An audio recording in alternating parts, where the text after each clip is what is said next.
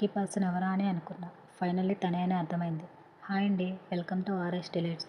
Lucky person అని ఎందుకు అన్నానంటే కునాఫా చాక్లెట్స్ చేయడానికి మన దగ్గర small and heart shape moulds మాత్రమే ఉన్నాయి. బిగ్ సైజ్ మోల్డ్ లేదు.